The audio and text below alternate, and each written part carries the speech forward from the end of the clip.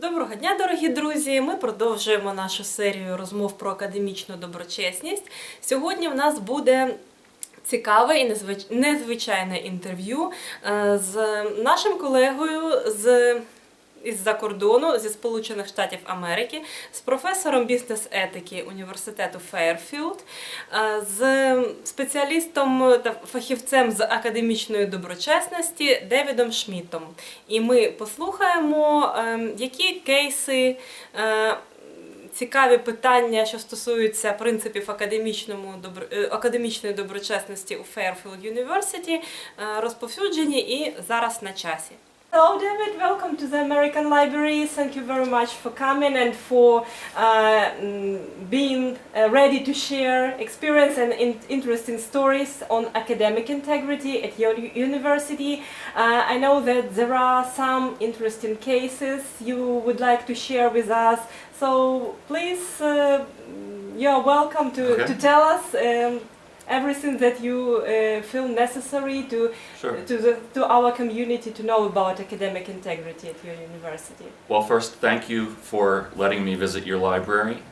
You know that I have an interest in libraries, and I really wanted to see the library here, and so it's a privilege for me to be talking to you. You also know that my university is Fairfield University in Connecticut in the United States. And we have been concerned with issues of academic integrity for a number of years. We're not unique. Most schools in the United States have problems with issues of academic integrity. But we, like many schools, we are concerned about it, and we want to find ways to help our students have a better educational experience, a better learning experience. Cheating or plagiarism or whatever it is, that really devalues their experience. It hurts their experience. And so that's why we're concerned. So you know that there are many of the usual issues, and we've talked about this many times. Plagiarism is maybe the most common, where you take someone's work and you present it as your own without citing the source. Cheating on tests, where people find all kinds of imaginative ways to sneak information into the exam rooms. We do a lot of work on group projects, team projects. I imagine students here also do that. What we find is when we have team projects, there can be some students who don't do the work. Let's say you have four people on a team and one person doesn't do any work, but they put their name on the project. And we consider that to be a form of cheating. So these are the usual issues. And I know that in the United States, I know here in Ukraine, there are many efforts to address them. This past year, I encountered an experience which I had never seen before. So I'd like to describe that to you. And at any point, if what I'm describing is not clear, for your audience, please stop me and ask me to elaborate. Okay. Well, this came up actually in relation to a topic in my course on business ethics. That's what I teach mostly, courses on business ethics. And we were talking about how in companies, most large companies now will have what they call whistleblower programs, where if you are an employee of the company and you see somebody doing something wrong, especially something that would cause a harm to someone else, and especially if the company is doing something that would harm the public, you are obligated to report it. You might not be causing the problem. In fact, usually you are not. You might have nothing to do with it, but you see it happening. And then the question is, do you just not talk and look the other way, or do you speak up and report it? This is a very controversial topic in American business, and I know it also is in Europe and Eastern Europe. Nobody wants to be the one to point out a problem. I think that's universal. But in the United States, many companies now have mechanisms, formal programs to help people do that. Usually it could be a hotline where you can anonymously call someone and report it. They may have a special officer who is outside of the chain of command. By that I mean, you don't report to that person. That's important because if I see my boss doing something bad, I can't report it to my boss. Sure. He'll fire me. You know, he's the problem. Yeah. So they provide another person outside of the office that you can confidentially go to. So there are all these programs. So we were discussing this in class. And one of my students raised his hand. And he said, you know, something like that happened here. And I said, really? In what way? And he said, well, he says, I'm a student, you know, I'm a student of the university, but I also, to make money, I am employed by our IT department, information technology. They're the people who take care of our computers, you know, all that kind of stuff. And he says, I also work part-time for the IT. At this university. At the university. So in effect, I'm also an employee. I'm a student, but I am also an employee of the university. But still, it's a financial arrangement. I have a contract, I get paid money, okay? And there's different rules that apply to students and to employees. Yeah. So he said, I was in the IT office one day, and one thing they do is they maintain a computer lab. So when students have problems with their computers or something, they bring it in and they try to troubleshoot it. So he said, I was in the computer lab and a student came in. It was a young woman. And she said, I'm in trouble. My paper is due like in 20 minutes and my computer won't print. I can't get my computer to print on my printer. And he said, oh, that's not a problem. Let me install some drivers. You know, it's a software. So he very quickly fixed her computer. And he said, we can print it out right now. And she said, oh no, not right now. I still have to make some changes because it's really someone else's paper. And I need to make a few changes so my professor won't catch it. Oh. Now that put him in a dilemma. Yeah. On the one hand, he is a student. And we have an honor code for our students that says you will not cheat, but also you will not help someone else cheat. And he felt as a student, now that he knew that her paper was plagiarized, he was wondering, do I have an obligation either to try to stop her or to report her? You know, what do I do? Yeah. On the other hand, he's also a member of the IT department, and there his duty is strictly just to fix technical problems. And in fact, he said, I was concerned that if I followed the student honor code and tried to prevent her from plagiarizing or even to report her from, he said, that might stop students from wanting to use the IT office. Yeah. And so he said, I had a conflict of my roles because I really feel that I should be doing everything possible to make the IT center open to the students. And if they find out that we're catching plagiarism, they won't use us. And I had never heard of this kind of problem where a student, because they are an employee, would have they would feel that they have conflicting obligations. You know my colleague Kathy Nance, we have visited before. When I shared this story with her, and then we began thinking of all the people in the university who have similar conflicts. One of them are our research librarians, so you might appreciate this. We talked to our research librarians and they said, you know, we're all employees of Fairfield University, we care about academic integrity, but we also want to be a resource that students trust and they feel they can come to us to ask legitimate research questions. If we're working with a student on a research question and we suspect that they're plagiarizing, for example, do we have an obligation to report that? But then they'll stop using the research librarian. The research librarian becomes an enemy. We have, to give one or two more examples, we have many student athletes at our campus, and some of them are on scholarship, they get money for being athletes. Sometimes their athletic obligations takes a lot of time, and it can begin to hurt their academic work. They're spending too much time on sports. They need to spend more time on their studies.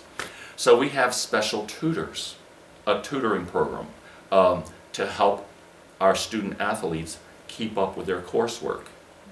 Your first obligation as a tutor is to help the student succeed in their work. What if, in the course of tutoring a student, you begin to suspect that they're doing something that breaks our honor code? What's your obligation then? To report them or to stop them? But then they won't want you to tutor them. The tutors becomes... So we began to see there were a number of sort of conflicts of interests. It's not, and the problem here, do you see, Svetlana, the problem is not the student. The student has their own issue. The problem is for the professional who is helping the student. Yeah. Just one more example. My university is a Jesuit university. So we have many students on our campus who are not Catholic, but many of them are. So it's a Jesuit and Catholic university. So we have a small church on a chapel on our campus. We have what we call a campus ministry program, and there are some priests who are there. That's not an academic unit. It's part of student life. They're not giving courses or grades, but they're there for the religious and the spiritual needs of the students. It could be a student will come to a priest or someone on the campus ministry staff, it might not be a priest, to talk about their issues. Maybe they talk about the fact that they're plagiarizing or doing something wrong. It's something that breaks our honor code. What do you do if you are the priest or if you are the staff person in that role? You want them to come, you want them to be open, but you also are supposed to try to fight problems of academic integrity. I think the priest feels, I would bet that they would say their priest responsibilities are first, and they would want to counsel the student, to be supportive of the student, not report the student. Yeah. But it's a dilemma. So I have to be honest with you, we had never thought about this. Now, at our school, when we talk about issues of academic integrity, we're always focusing on the student. Sometimes on the teachers, because as you know, one reason students cheat is if they really are not, if the teacher is not teaching well. Yeah, yes. Boring class, can't understand the material, so you just do what you got to do, to get through the class. So we also work with faculty, but we never thought about all the people in support roles, like the student who works in IT, the tutor who works in a tutoring center. There are many. There are more of those kinds of roles that I could describe. So now Kathy and I are going around the campus and asking these people to tell us their stories, because we've never heard them before. I have to say also, I have not done an exhaustive review of this, but I have to say, I know you have a lot of books here on plagiarism. Yes. I've read most of these books. I don't think I've seen this kind of problem described anywhere else. But I'm sure it's happening at other schools too. So I think we should also pay attention to the people on our campuses who have these dual roles. And they see something in one role, they should report it, but in another role, it would go against their mission. Yeah. Is this clear, what I'm describing? Yeah, it's very interesting and evokes a lot of thoughts on it. And who is responsible to sign the honor code? Only students and teachers or the university staff? Good question, good question. Actually, the only people who sign the honor code, if I'm not mistaken, and Kathy, if you're listening, I hope I'm not wrong, we just have the students sign it. Students. Faculty don't sign. We have a contract that says that we will do our job, but also there is a place in our contract that says we will be consistent with the values of Fairfield University. It doesn't really talk about academic integrity specifically. We do have an honor code, and the students sign that. The staff, the kinds of people I'm talking about now, don't. Now, to go back to my first example, the student who also works as an employee in IT, he would sign the honor code as a student, but when he goes to work and he becomes the IT employee, and he has that perspective, I don't think that they sign anything as employees. Yeah, Yes, that's yeah. interesting, because we encountered similar problem when students were, for example, speaking on the headphones through the phone, having a book in front of them, but were they just dictating answers for the exam, or just were they discussing, or was it something far away from their studies? We cannot, for example, we cannot testify. We don't have a proof. For example, can we, as a librarians, to intrude into this conversation? Yeah, So the same that's a similar kind of situation. thing, isn't it? Yeah. Yeah. So, we don't. I think our solution, right? If we have it, our solution is we don't have a solution. I think we have just become aware in the past 6 or 7 months. We've become aware of this issue, and we're beginning to get more information. We want to find out how widespread this is, what kinds of people in the university would experience this. And then I think we do have to come up with some sort of we have to clarify what the role responsibilities are. You know, are you first, what's your primary loyalty in these situations? Yeah, it's very interesting. Maybe to work out some honor code of staff, honor code for professors, so different honor codes. It might be, yeah. It might be the solution. That's very interesting, yes. So that's my story. Thank you very much, and I think that it is very important for Ukraine as well. I think that everyone should to look wider at this problem and to think. For my information, for example, my first example was the student. Sorry, I have a soundtrack. Sorry. Because this is the exciting part. I had a student who is also an employee of the university. Does that also occur here, where you have students who are, to make money, they are also doing jobs for the university? Yes. So that might be something that's happening here too, if a student has dual responsibility. Yeah.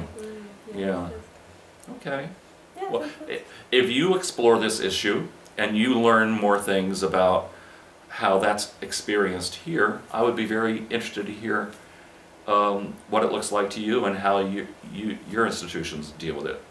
Yeah, thank you. Yeah, that's very good topic to think about, and maybe for some studies. Okay. We'll try to figure out how to to research it, but that's very good challenge for researchers, for librarians, for professors, Yeah. and to pay attention on the places, Mhm. so to speak. Is there anything else you want to know? And we have some questions which are general to all our guests. One of them, in your opinion, are all students aware of the problem of plagiarism, or do they know exactly what plagiarism is? That's a good question. We just had visitors to our university from Ukraine. Several people who are working on the SIOP project, and we gathered together about 10 of our students to meet with them. So just a week ago, I was able to hear our students talk about this. And what they were saying was they feel that they know what plagiarism is. They feel pretty confident about that. Even some of the newer versions of it, when you get into using online information and so forth, they feel that they learned that in their secondary education. So we would call it high school, like before the university. They learned it in high school, they said, but nobody cared about it because there were no consequences. When they came to the university, they felt that they were clear about it, but they were afraid because they knew they could be expelled.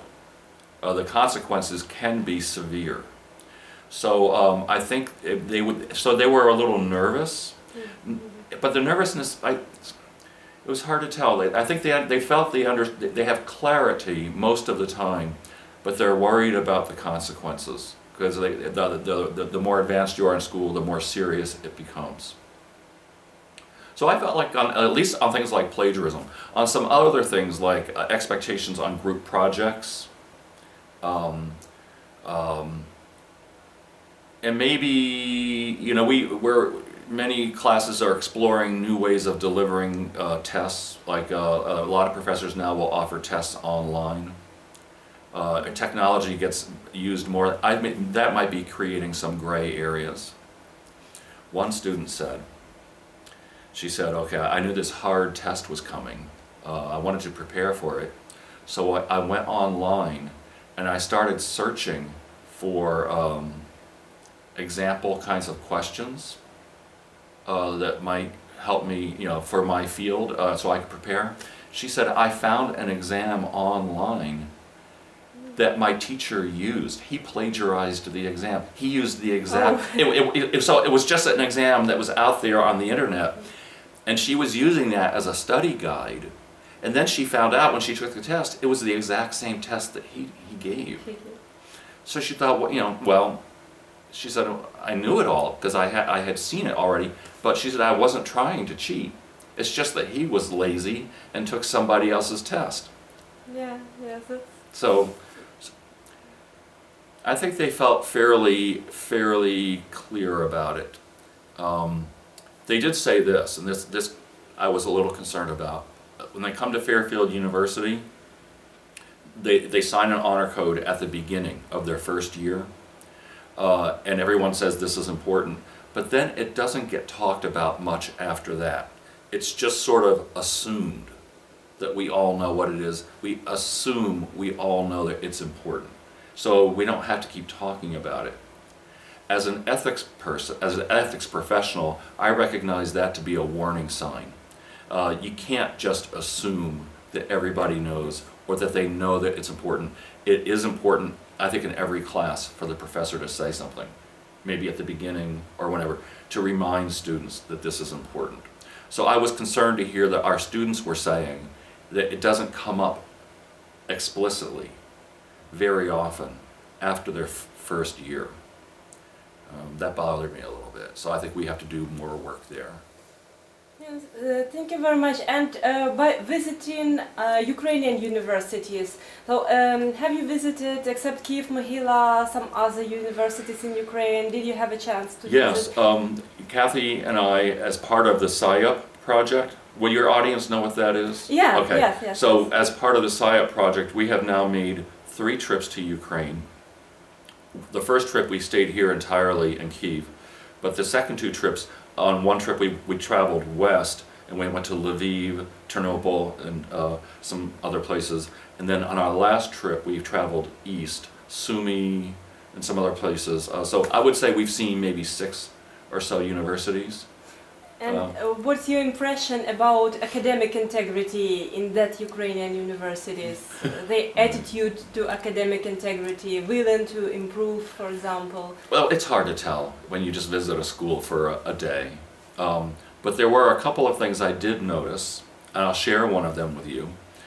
I'll just tell it, okay? Usually when we visit these schools, a couple of things happen. We will meet with the rector or some administrators in a small room and have a meeting. We all talk about the topic. Then they bring us into a big auditorium or a large classroom, and there are a lot of students. Sometimes it could be maybe 30 or so students, but I have been in rooms where there's over 100 students, 200 students. And when you walk in and you see a room like that, the first question in my mind is, how do they get them here? What are all these students, you know, why are they here? And I asked one of the faculty members at the school that very question. I said, why are they here? And he said it was voluntary. Now, I believed him. At my school, that wouldn't happen.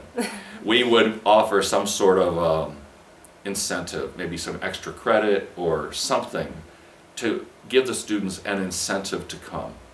But he said the students really care about it, they know it's important, and they're here voluntarily. I assume that's true. And if that is true, I have to say I am very impressed. And then there are some students we had a chance, maybe over lunch, we will talk with them individually. And I know, again, these are probably very carefully selected students, you know, good students. But in every case, I have been impressed by the seriousness that students bring to their education and their desire for their degree to have value. And so they want to have academic integrity really supported at their school. I've seen that many times. Is that true for every student? I have no way to know. But the ones I've talked to seem to take it very seriously. Thank you very much. And one more question which we used to ask our guests. For example, Bruce McFarlane in his book Researching with Integrity says that integrity is a term which is widely declared, but it's very difficult to explain it. How would you explain academic integrity in your words? Okay, that's a good question. I agree with you. I think the word integrity is widely used. But as soon as you ask somebody to define it, it gets hard. I go back to Aristotle. And Aristotle talked about how people and communities have virtues. These are the qualities that help us live an ethical life. The virtue of honesty, the virtue of bravery, the virtue of consistency or keeping your promises. There's a range of virtues. Integrity refers to when those virtues all work together. You don't just have a few virtues here and there. Yeah. They interrelate and they make a strong total. I like to think of it sometimes when we make things, objects.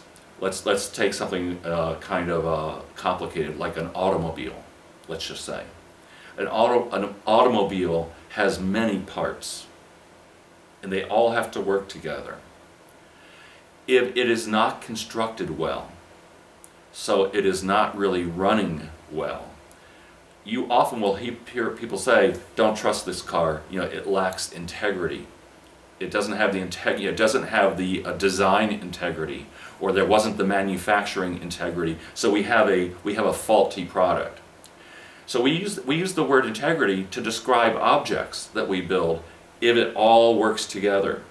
We also, I think, will talk about curricula that way. We'll say our curriculum has integrity because the entire sequence of courses work together to accomplish, well, something that hangs together. It works. It has integrity. So when I talk about academic integrity, I'm thinking of that in a kind of a holistic way. Not just one rule. Not just one standard, and really not just one student. I think of all of it fitting together in a way that it works the way we want it to work. Then the academic enterprise has integrity.